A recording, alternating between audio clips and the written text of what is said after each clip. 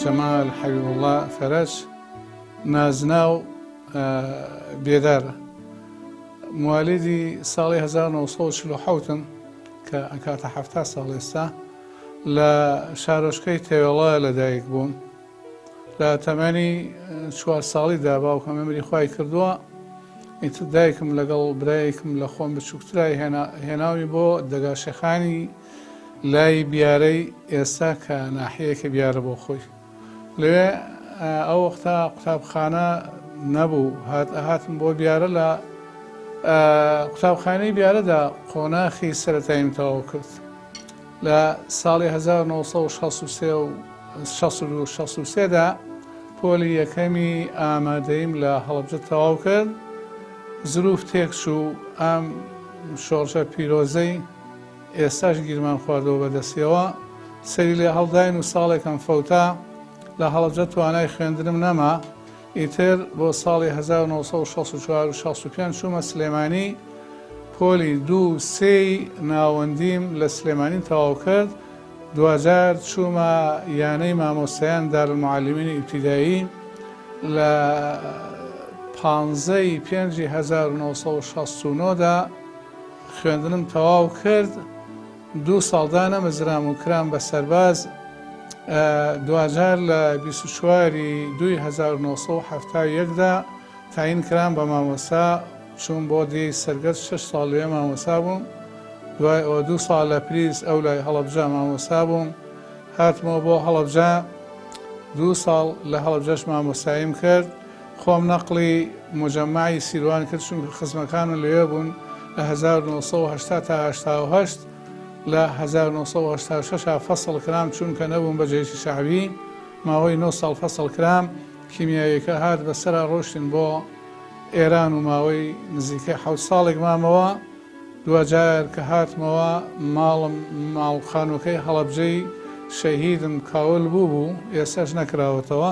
ئەنجال ئیتر بە ناچاری چوومە هەڵەبجەی تازە 7 ساڵیش لێ بووم.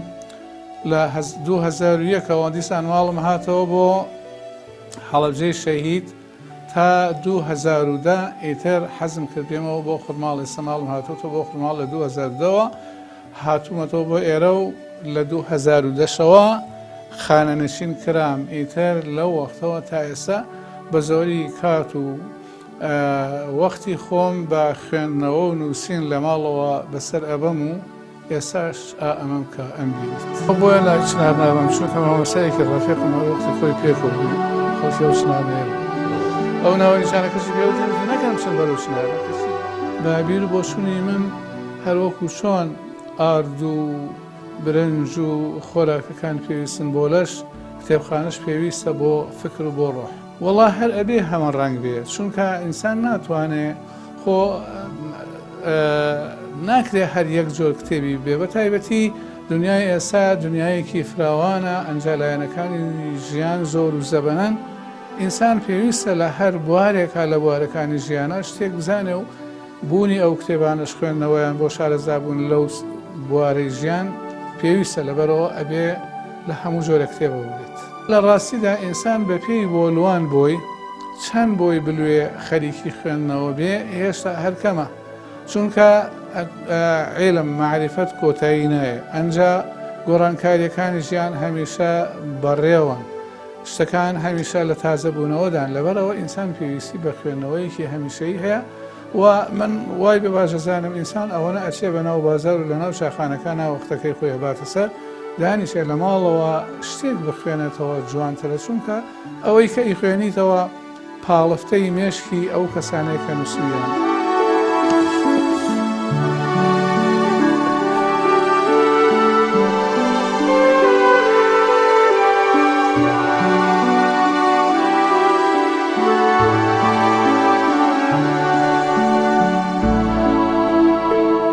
جاری وا هەیە تۆ اختصاسەکەت لەو مەسئلەیەوە ئەکا لە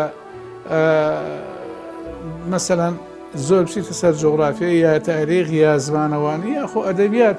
ئەگەنا ئینسان ئەگەر ڕۆشنبیری بوێ حەزی لە هەموو جۆرە عیلمەکانی تر هەیە، هەروەکو خۆراکەکان چۆن هەمویان پێویستن بۆ لەش هەر بەو جۆرە بەشی هەرە زۆری ئەو بوارانەی تری خوێندن و خوێندنەوە ئەوان شەر پێویستن بۆ بیر و بۆ فکر و بۆ شارەزابوون.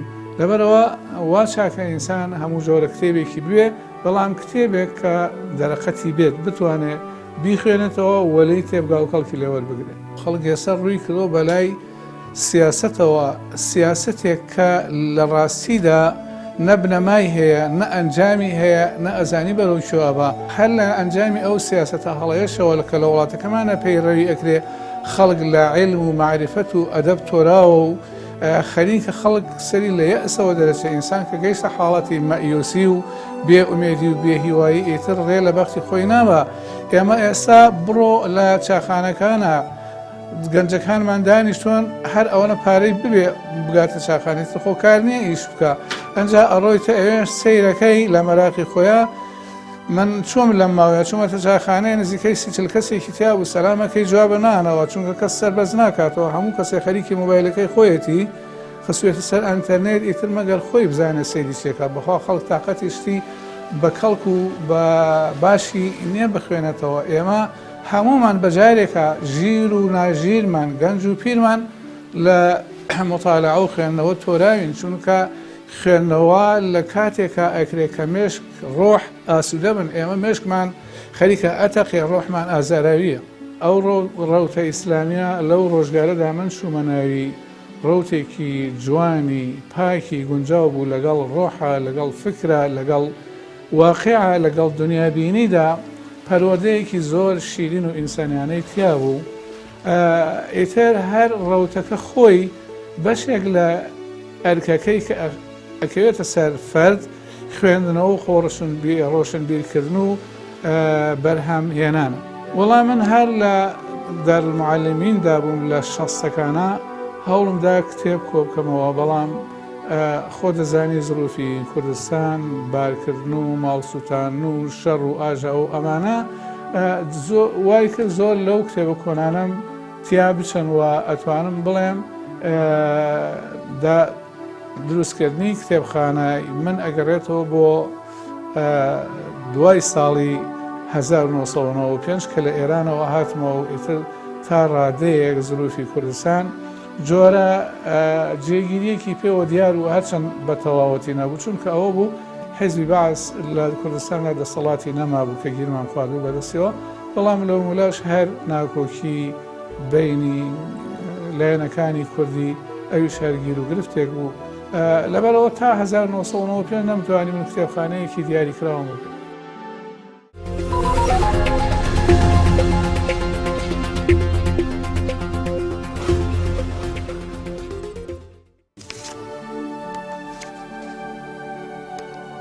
بەرهەمەکانی من لە ڕووی چاپ و چاپ نەکردنەوە ئەبن بە دوو جۆرەوە.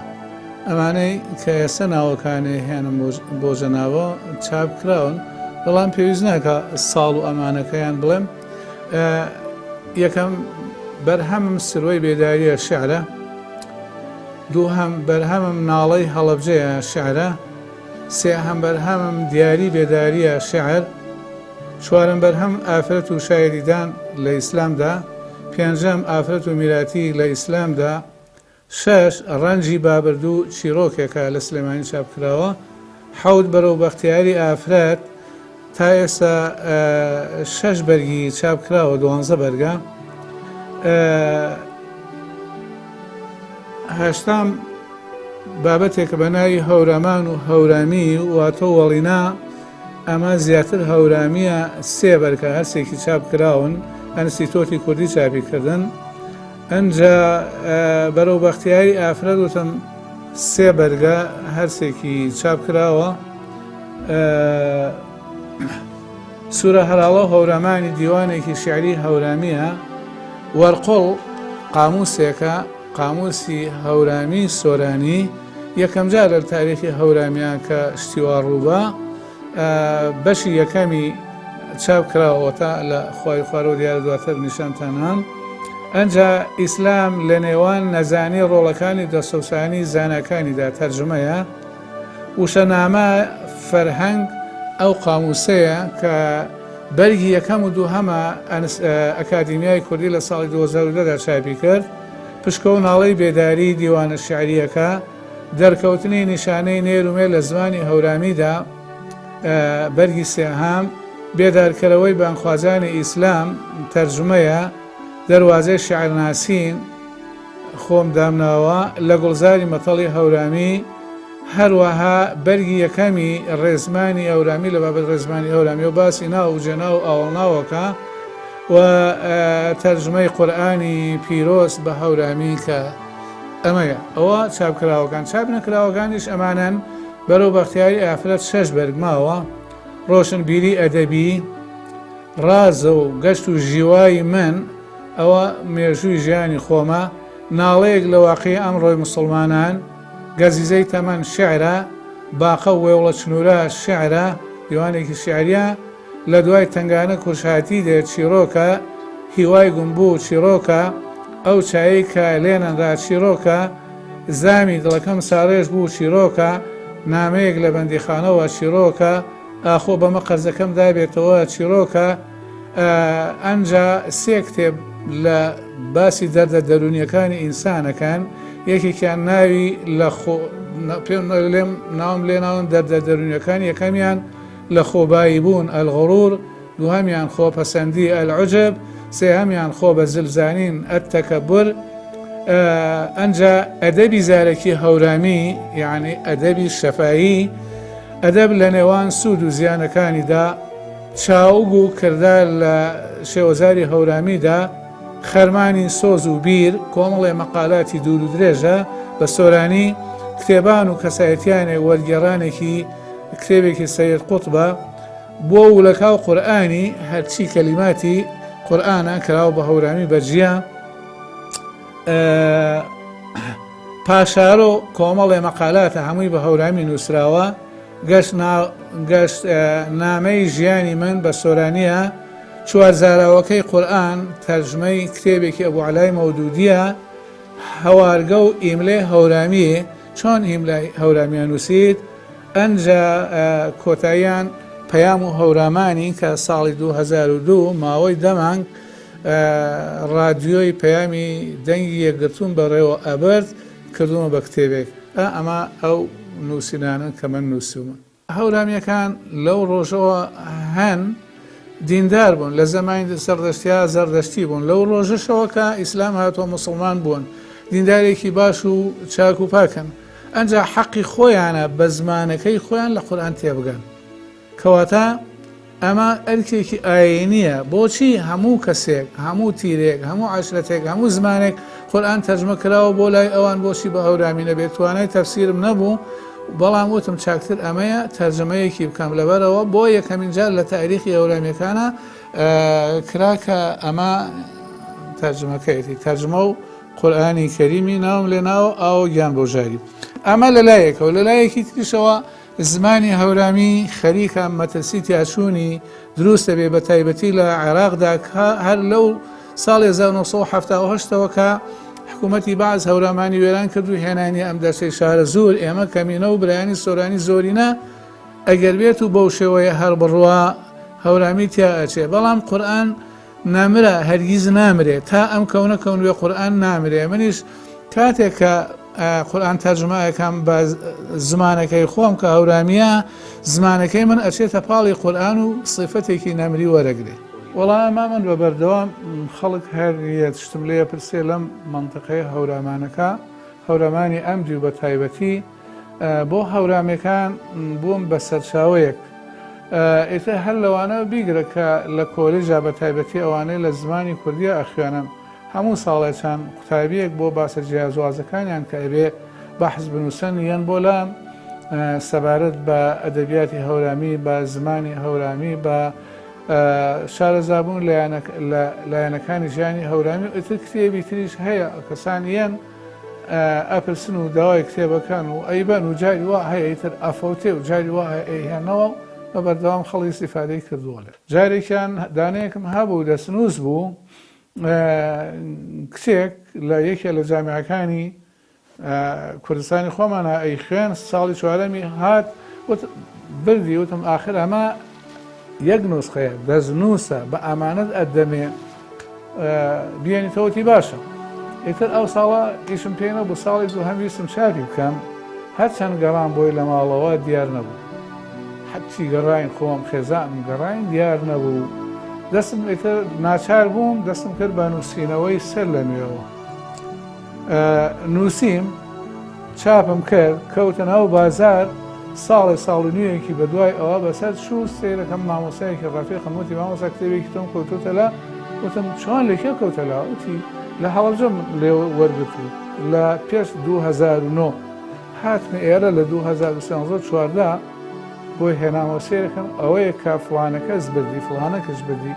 لە ڕاستیە ئەوەنە پەس بووم خەریک بوو لەوە وەختا سوێن خۆم جارێکی کتێب بە کەس نەماق تۆی دوای 5 ساڵ کتێبە هێنیتەوە بۆ من چی لێ بکەم؟ تەلا فڕەنداوە چی لێ بکەم؟ من نووسیمەوە و جارێکی تر و چاپم کردەوە.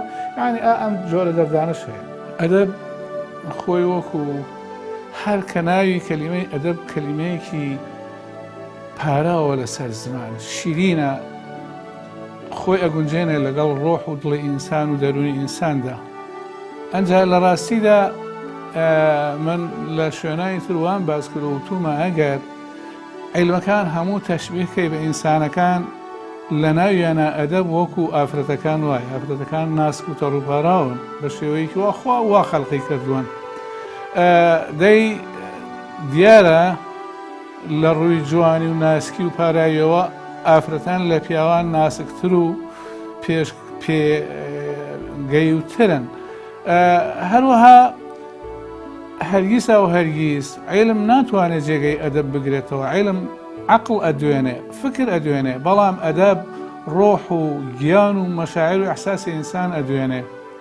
ڕاستە عیلم جاری وا هەیە زۆر خۆی مانوو ئەکا باسی شتێکە بۆکە بە دوور و درێژی وشک و بێزار و ڕق، بەڵام ئەدەب بە چەند دێڕێکی جوان و شیرین و دڵگیر باسی ئەکا بۆ بەبێ ئەوەی مانووبی و لە ناو ناخ و دەرونیشتا شوێنەوارەکەی هەر ئەمێنێتەوە و نابڕێتەوە. هەر ئەمەیشە ئەدەب خۆی فەرز کردووە هەر لە کۆنترین زەمانەوە تا ئێستا هاتووە و کەس ناتوانێت دەست بەرداری ببێ. جاران ئەوەنە زەرور بوو عیلم ئەدەب، عیلمیش هەر دەستی بۆ ئەبرد. ئەوە بوو لە حوجرەکانە کە مەلاکانمان ئەیان خوێن دەرسی تایبەت هەبوو هەر بە شیعر ئەوترایەوە، چونکە بە مەسەلەن چی لە ڕێزمان ڕقتر هەیە، زۆر زەحمەتە ڕێزمان، کەچی کە بە شیعردا ئەنرا ئاسان ئەبوو. ئەوە تا ئەلفیە بن مالیک لە ناو عەرەبەکانە ئەوسا خوێندویانە هەموو مەلاکانی عەرەب و حتا مەلاکانی کوردستانیش ئەلفیە بن مالیکیان لەبەر کردەوە. هەزار دیارە شیعرە کە باسی قەواعیدی زمانی عەرەبیەکە و ئاسان بووە. ئێستاش لە قوتابخانەکانمە هەر پەنا ئەبین بۆ ئەدەب لە خوێندنا. ئەوە نیەڵێ یەک دوو سێ چەند ئاسانە تۆ بیژمێرە و بیزانە، ئەها حیسابیان فێرەکە، بەڵام مناڵەکە هەست بە ناڕەحەتی و فێربوون ناڕەحەتی فێربوون و مانوبوونەکە ناکە بەبێ ئەوەی بەخۆی بزانێ فێری حیسابیش بووە. مەسەلەن کاکە ئەحمەدی شێخ کە ئەحمەدی داناوە بۆ ئەوەی مناڵەکەی فێری زمانی عەرەبی بکە، هەر هاتۆ پەنای بە ئەدەب بردووە. لە زۆربەی شتەکانی تریشمانە ئەو فلیمانەی لە تەلەڤیزیۆنە ئەیبینێت چەند عەنسوری ئەدەبیان تیا بەهێز بێ، ئەوەنە دڵگیر و خۆشتر ئەبن. لەبەر ئەوە لە ماڵەوە پێویستە کتێبانی ئەدەبیمان هەبێ، ئەدەب بە هەموو بەشەکانیەوە مناڵەکانمان فێرکەین بۆ ئەوەی دۆستایەتی لەگەڵ ئەدەبدا ببەستن و بیکەن بە خۆراک بۆ گیان و ڕۆحیان. ئەمە پارچە شێعرێکە بە ناوی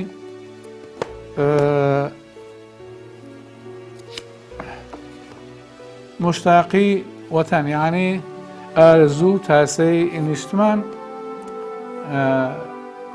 کە بەم جۆرە وتووە: کەڵکەڵەی وەتەن هەورامان من، زێدەکەی باب و باپیران من، ئارزووی دیار هەواران من، جۆشی عەشقەکەی کۆساران من، گلەراوی گەشت دەرە و باخ من، بێتاقەتی کۆ خڕ و زاخ من، تەژنە و هەنجیرەی گۆزیندار من، پەی بوومی نیشتی هەی هاوار من، هەرچەند نەڕازی بە قەزای قەزام، بەڵام دڵسوتەی کەمەر بەڕەزام.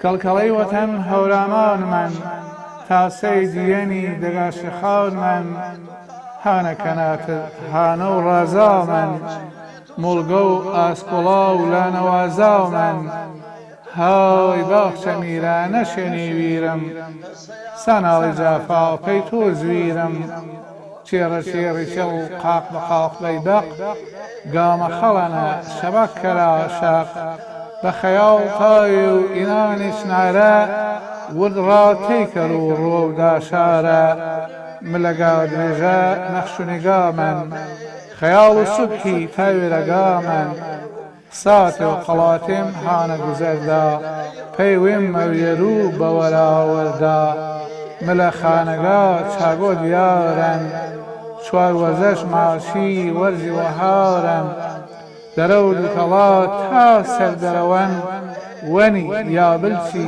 هەژگی یانەرەن ملو خزمەت و هانەکە و مەرێ ئامەرێ خەم و هۆرامیا وەرێ خەیاڵ خاوە بە بەش بەوە هۆش زوو خەیاڵ خاوە بە بەش بەوە هۆش زوو پەیوێم چنگڵێ و ئاواتی واوزوو ئەخ و جاورێتەر هەمچەنی یارە بلمێوە سەیران تایلی هەوارە ئاخ و جاورێتەر سوبح و وێرەگا کەنوێشا ڕاڕە و سەرهاڵ و وێڕگا وەشڵەی بە یەقی دوو جەشەک و زەن ڕاما کۆتەوە دیسان سەروەزەن مشتاقی وەتەن هەورامانەنان هەیدا و پابەسیای گوزەرانەنان ئەگەر نەهاتی و ناچاری نەبوو یارە من چکۆ و گەرمە سێر چکۆ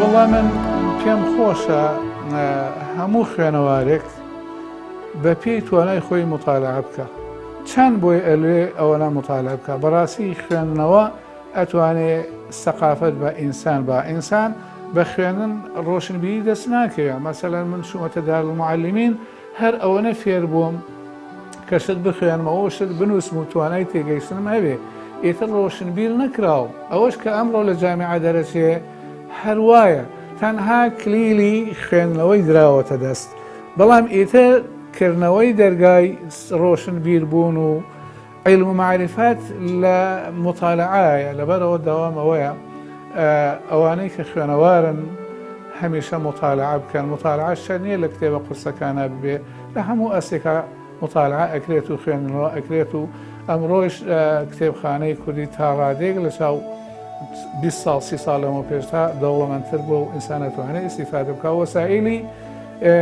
کتێب خوێندنەوەش ئێستا زۆرە جارە دەستمان ناکەوت پارە نابوو کتێب بکڕین لە زەمانەیەکێ لە کوڕەکانم سیدیەکی بۆ هێناوم لەو کۆمپیوتەرە بۆی داخڵ کردم ئەڵێ باوکە 6-7 هەزار کتێبی تایە دەی بەڕاستی ئەو ساکە گیانمان دەرەچوو تا 50 کتێبمان پێیا کرد یعنی حیفە ئینسان تەمەنی خۆی بکوژێت بە بەلاش و نەچێت مطالعە بکە ئێمە ئەگەر ڕۆشنبیر بین ژیانمان بۆم جۆرەی ئێستا نابێت کە تێکەوتون